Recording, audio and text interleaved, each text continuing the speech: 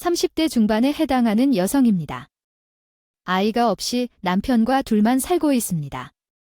우리는 맞벌이 부부이고 남편은 작은 식당을 운영 중입니다. 저는 대학을 졸업한 후 9년째 한 회사에서 일하고 있습니다.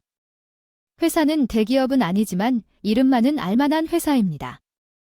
조금 더 자세하게 말씀드리면 지방에 있는 꽤 튼튼한 회사입니다. 제 업무는 그렇게 힘들지 않고 주변 친구들과 비교해도 공무원과 유사한 수준의 업무를 하고 있습니다. 남편은 자영업자로 매달 수입이 일정하지 않지만 제가 정확히 얼마를 벌고 있는지는 모릅니다. 대략 500만 원 전후로 받았다가 사용한 것 같습니다. 또한 제가 보너스를 따로 받는 것이 아니라면 큰 변동 없이 약 300만 원 정도가 제 월급입니다. 남편과 결혼하기 전에 하나의 협의를 했어요. 서로 생활비를 반반씩 내는 통장을 따로 관리하고 나머지 수입은 각자 알아서 관리하며 서로 간섭하지 않기로 했죠. 조금 이상하게 들릴 수도 있지만 결혼할 때는 집은 시댁에서 주셨고 처음부터 우리 부부의 재정을 각자 관리하자는 이야기도 남편이 먼저 꺼내었어요. 시댁에서 받은 집 크기에 맞춰 콘스다에 들어가게 되었고 친정 부모님이 우리 부부를 위해 자동차도 하나 사주셨죠. 이렇게 양측이 비슷하게 시작해서 결혼 생활을 시작했다고 생각해요. 그래서 남편이 각자 돈을 관리하자고 했을 때도 됐다고 생각합니다.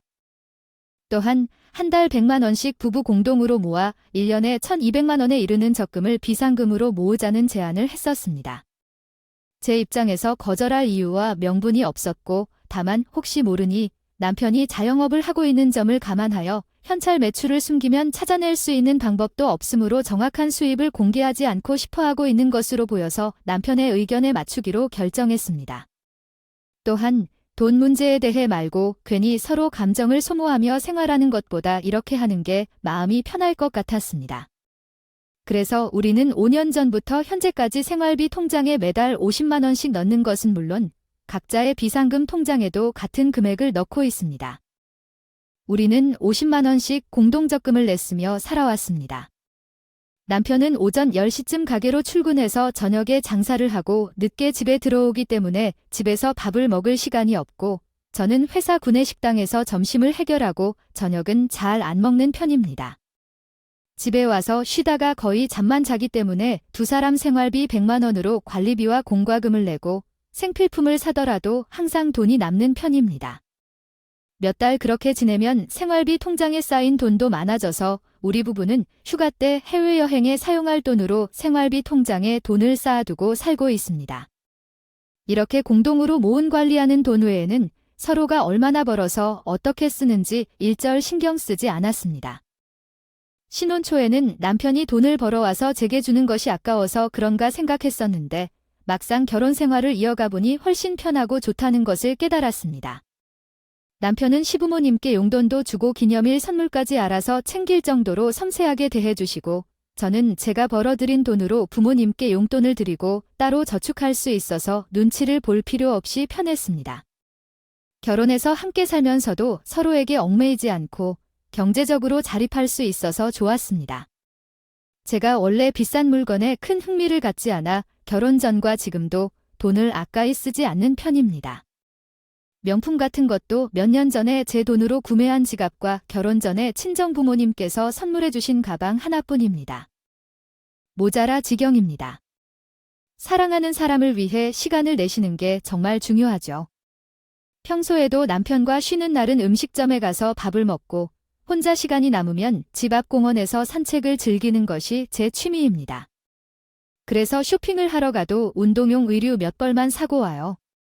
반면에 남편은 제와는 다르게 매우 사교적이고 동창이나 친구들이 많아서 처음부터 사람들을 만나는 자리를 좋아해요. 골프 모임에 참여하거나 조기 축구를 하거나 친구들과 낚시를 하러 자주 다니곤 합니다. 자영업을 하기 때문에 주중 하루밖에 쉴 틈이 없는데 업무가 끝나면 저녁에 친구들을 만나 노는 것을 즐기며 짬짬이 술자리에 참석하거나 스크린 골프를 즐기거나 볼링이나 당구도 즐기기도 해요. 종종은 그의 모습을 감상하면서 몸이 열개도 부족할 지경지라고 생각해요. 부족할 지경이었더라도 안 그래도 사람을 너무 좋아하시는데 남편이 돈을 적게 버는 편이 아니어서 그런 것인지 모임이 있을 때 남편이 자주 술값을 내는 것 같았습니다.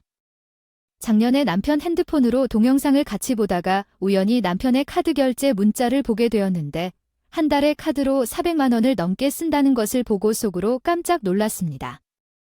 서로 돈을 쓰고 모으는 것에 관여하지 않기로 했기 때문에 남편이 본인의 생활비 50만 원과 적금 50만 원을 매달 빼먹지 않고 보내주고 있어서 저는 아무런 말도 하진 않았어요.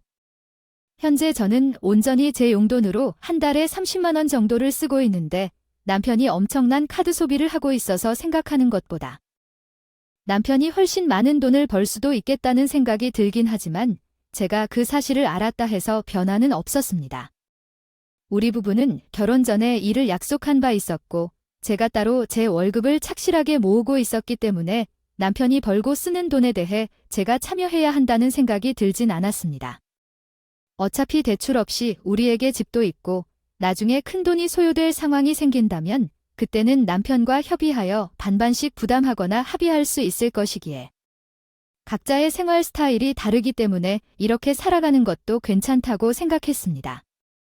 남편에게 경제적으로 의지하지 않아도 되고 제가 벌이가 적다 하더라도 집안일에 기여하는 정도도 적지 않았기 때문입니다.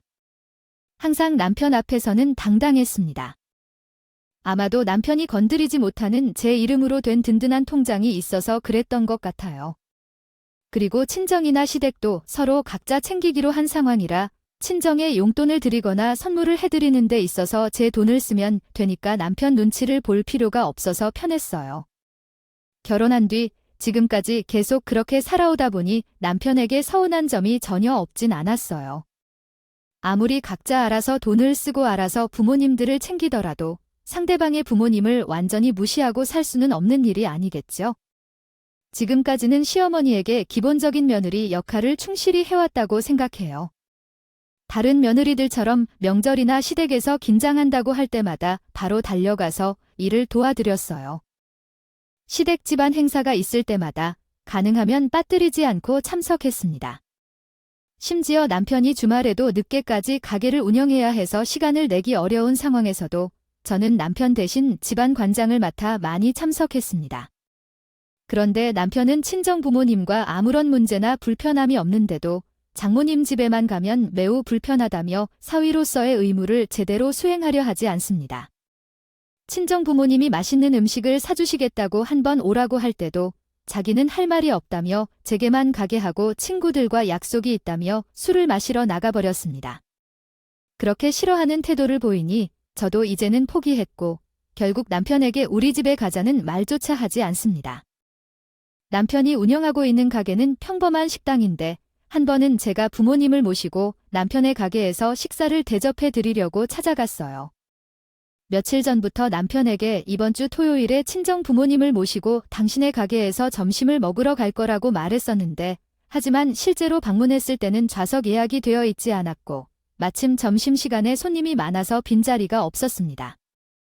엄마와 아빠를 가게 앞에 한참 서서 기다린 후 겨우 자리에 앉았는데 남편은 주방이 너무 바빠서 밖으로 나와서 장인과 장모에게 한 번도 인사를 하지 않았어요.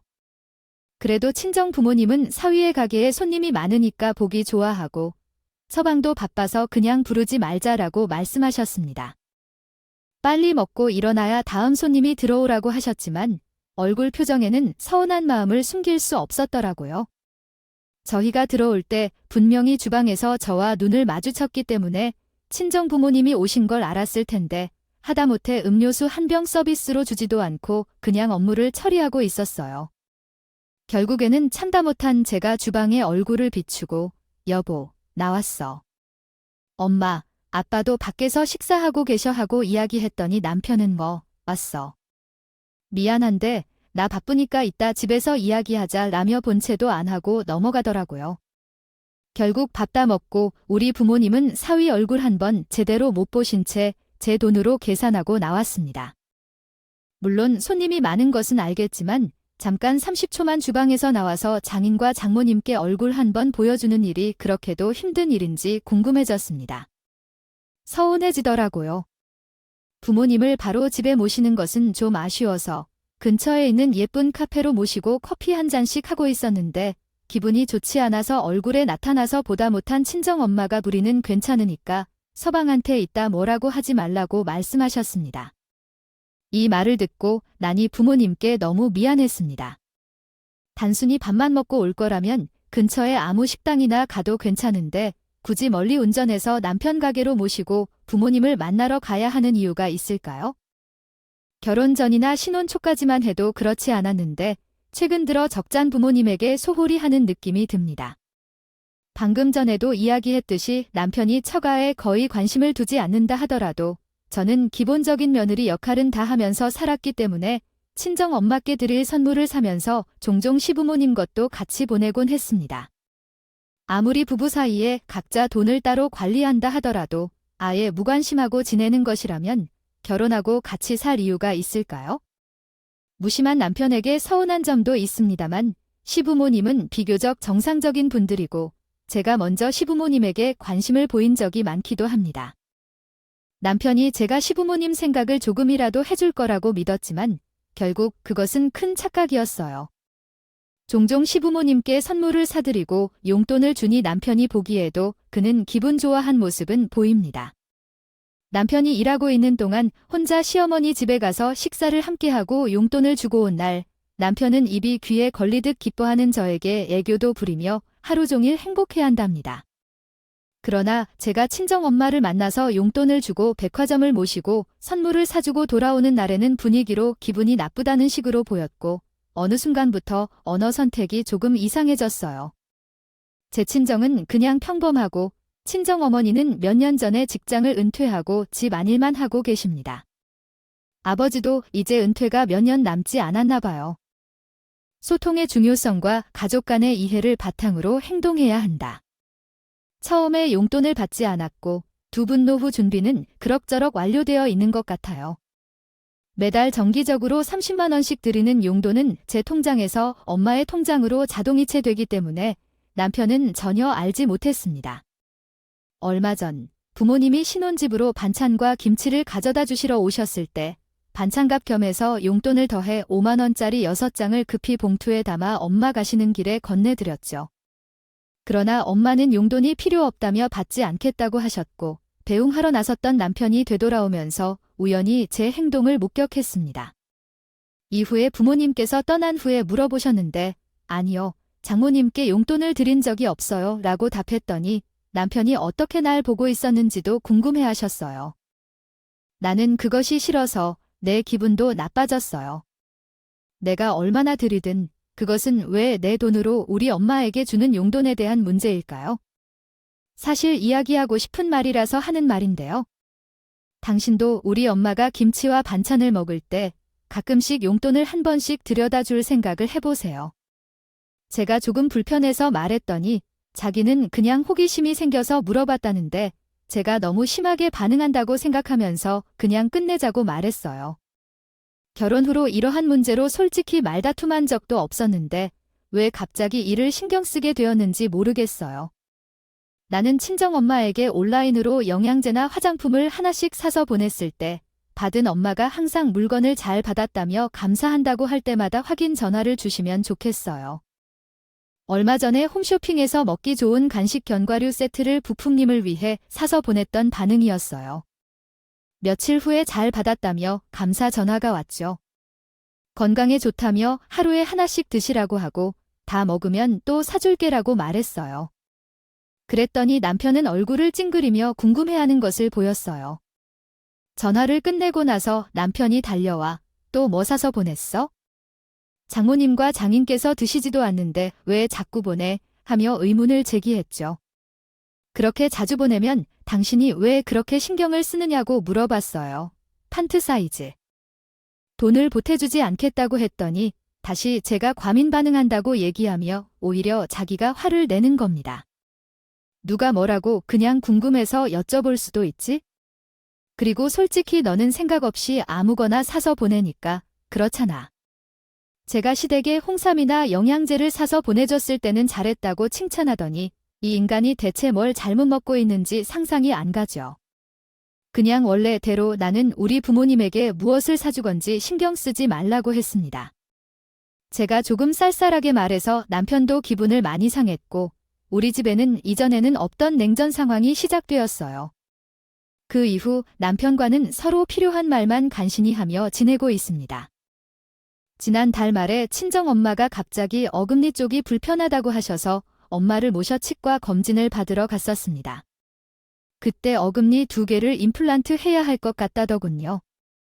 그 전에 살짝 불편했을 때 와서 치료를 받았으면 간단하게 신경치료하고 떼우거나 쉽게 해결되었을 텐데 엄마는 치과에 가서 돈만 나간다는 것을 알고 참으셨더니 일이 커져서 2개 모두 임플란트를 해야 한다더군요. 돈도 중요하지만 그 와중에 병원비가 많이 나오니까 괜찮다고 하시는 엄마를 보며 제 마음이 너무 상했습니다. 그래서 기왕 치과까지 간 김에 다른 아픈 곳도 다 씌우고 어금니 2개의 임플란트를 결정했습니다. 전부 제 돈으로 하였는데 할인을 받아 300만 원을 조금 넘게 지불했습니다. 나오더라고요. 제 입장에서도 당연히 적은 돈은 아니었지만 우리 엄마는 이것이 다 상했는데 어떻게 제가 가만히 보고만 있겠습니까? 예전에 제가 10만 원이라도 있어도 우리 엄마는 새벽에 병원 응급실까지 뛰어가서 업고 저를 도운 분이었거든요. 엄마는 끝까지 임플란트는 필요 없다면서 미안해 하셨고 저는 앞으로 몸이 어디 불편하면 바로바로 이야기하라고 했어요. 그러고 집에 돌아왔는데 남편이 장모님은 어떠냐, 괜찮으시냐 묻더라고요. 웬일로 이 인간이 우리 엄마 걱정을 다 해주나 싶어서 방금 전에 치과에서 있었던 일을 이야기해줬더니 남편의 표정이 갑자기 심각해지는 겁니다. 솔직히 말해서 제가 제 돈 300만 원이나 썼다고 하면 남편이 우리 부부 여행 통장인 비상금 통장에서 돈을 빼야 한다고 할 줄 알았어요. 어차피 그 돈은 여유돈이고 원래 비상금이라는 것은 가족들이 긴급할 때 쓰라고 모아놓는 돈이 아닙니까? 하지만 치과에서 있었던 이야기를 듣는 동안 남편의 얼굴 표정이 갑자기 굳어졌다가 그날 밤 한밤중에 세수를 하고 나와서 로션을 바르고 있는 제게 다가와서는 그렇다면 장모님의 임플란트는 꼭 해주어야 하는 거잖아요. 연세도 있으신데 꼭 임플란트를 해야만 하는 건 아닌가요? 라고 물었습니다. 저는 이미 엄마가 제때 병원에 가시지 않아서 속상한데 남편이 어떤 말을 하는지 짐작이 되어서 더 화가 나네요.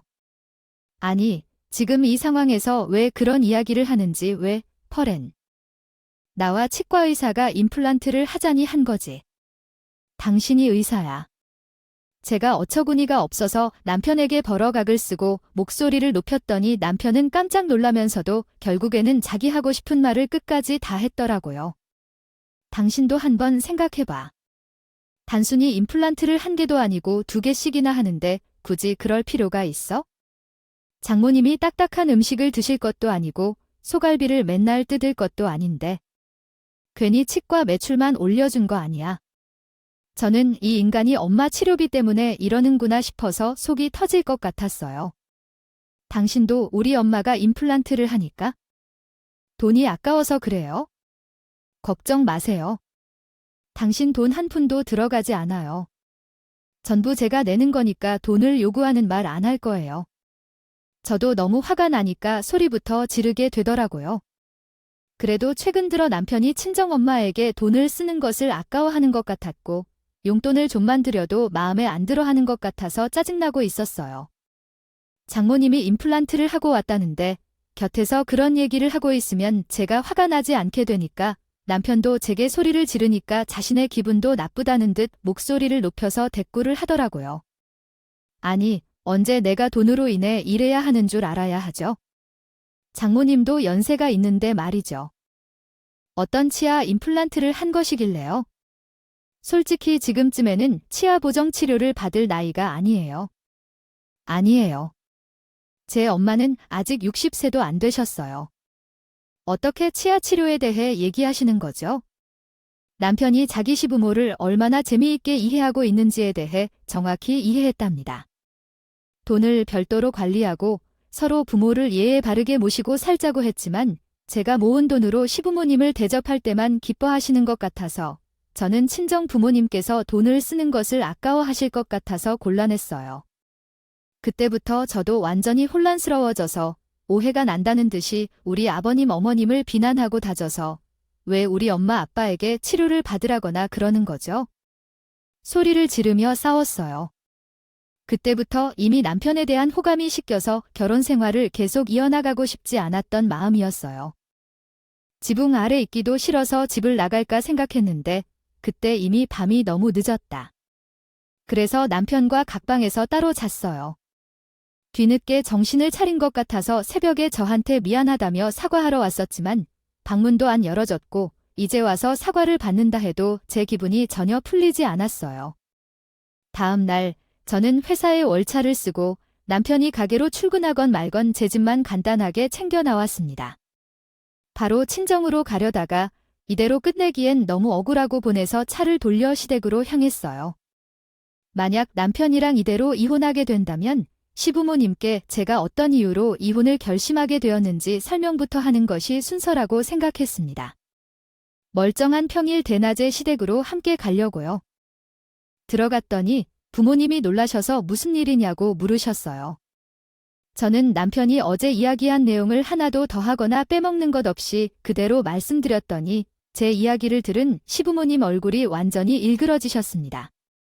어머니는 제게 아들을 잘못 키웠다고 미안하다 사과를 하셨고 아버지는 가게에서 장사를 하는 남편에게 전화를 걸어 당장 집으로 튀어오라고 하셨어요. 영문도 모르고 급하게 시댁으로 들어온 남편은 현관 입구에서 신발도 벗기기 전에 아버님에게 따귀를 맞았습니다.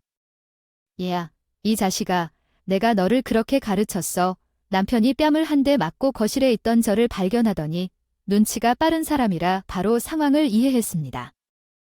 아버지가 자식한테 아버지는 무리라 하시다가 50만 원을 용돈으로 드렸었는데 남편한테 선물하기로 약속했다고 생각한 건데 얼마 전부터 숨기며 여러분들이 걱정하신다고 여기세요 치매히 얘기하시더니 적신난다는 것도 평소 친정모님 행복한 생각이 크게 났다고 했지만 여러분들이 크게 남자일 사실이 있다고 양보 2만 엔을 폭포 정도 선물해드리고 있습니다기 모습조 조금 나이가 들어서 정칼 근육도 된다어서 다시 이렇게 화낸 다 동사람들은 있다 갑자기 운동을 즐기신단 당신의 생각이 맞는 건데 제가 이번 잘못했다니 것은 우리도 아셔야 할 것이다. 김장에 있어서도 사람의 지능을 인정하고 목터된다. 여러분들을 걱정한다고신 독자적인 생각을 하기 그 다음에 나 같은 사람은 이해가 어렵지만 정말 마음 5년은 모녀 같은 생활을 건 최근 한 번 인지해놓고 남편님을 위해 정목표정을 가지는 게 좋지 않다고 생각해요. 대의 아버님만 올바른 기본적인 의사소통을 통해 문제를 해결해 나가는 게 중요해요. 이야기하다 보면 사소한 것에서 큰 문제에 이르기도 하니 서로 너그럽게 이해하고 함께 성장해 나가는 것이 좋겠습니다. 지금 며느리가 한 말은 사실입니까? 라고 확인하셨고 남편은 당연히 입이 10개라도 할 말이 없었습니다. 제가 한 이야기를 끝까지 들어주신 시어머님은 그동안 자기들이 몰랐다고 정말 미안하다고 사과했고 그 후로는 남편에게 가게 통장이랑 카드를 즉시 가져오라고 하셨습니다. 그리고 저에게도 진지한 표정으로 부부가 한 집에서 같이 사는데 어떻게 서로 딴 주머니를 차고 살았던 거냐. 내 아들이 문제지만 이건 너도 잘못한 거야. 앞으로 돈 관리는 전부 며느리가 하고 남편에게는 매달 필요한 용돈만 주도록 해라고 말씀하셨습니다. 저는 이혼하겠다고 말씀드리러 간 자리에서 갑자기 상황이 이렇게 되었네요. 당황스러웠고 부모님은 이혼 이야기를 꺼내지 못하게 하셔서 그랬어요. 그런데 잠시 기다리는 동안 남편이 나에게 가게 통장과 체크카드를 아버님들이 보시는 앞에서 주었습니다. 시아버님의 말씀대로 그날부터 제가 우리 집 통장을 관리하게 되었고 매일 저녁 남편이 식당을 영업 종료하기 전에 카드 매출과 현금 매출을 사진으로 찍어서 저와 시아버지에게 검사받게 했어요. 한 달에 용돈으로 50만 원만 쓰기로 하고 그 돈만 받고 나머지는 전부 제가 관리하고 있어요. 자기 아버지가 무섭기 때문에 남편은 그 후로 지금까지 한 번도 제게 찍소리 한 번 못하고 살고 있습니다. 남편은 저에게도 정식으로 사과를 했고 다시는 그러지 않겠다고 확답을 받았습니다.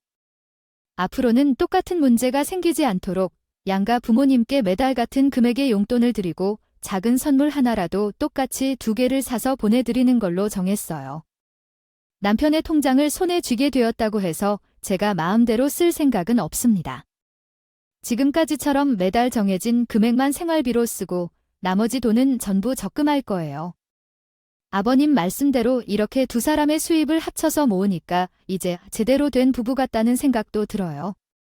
남편이 이번 기회에 정신을 차린 것처럼 보이지만 앞으로도 허튼 생각하지 못하도록 하겠습니다. 예의주시할 생각입니다. 솔직히 그날 친정에 있는 엄마에게 정을 떨어지게 이야기했을 때는 남편과 바로 이혼할 마음이었지만 시아버지와 시어머니가 너무 좋은 분들이라 이렇게 끝내기는 아깝다고 느꼈습니다. 앞으로는 남편과 돈 때문에 싸우는 일 없이 잘 지내기를 희망합니다. 돈 관리는 제가 맡게 되었고 시아버지와 시어머니도 제 편이니 얌전히 제 말을 잘 들어주실 것입니다. 이상 오늘의 이야기는 여기까지입니다. 구독과 좋아요, 알림 설정 부탁드립니다. 모두 행복하시고 좋은 하루 되세요.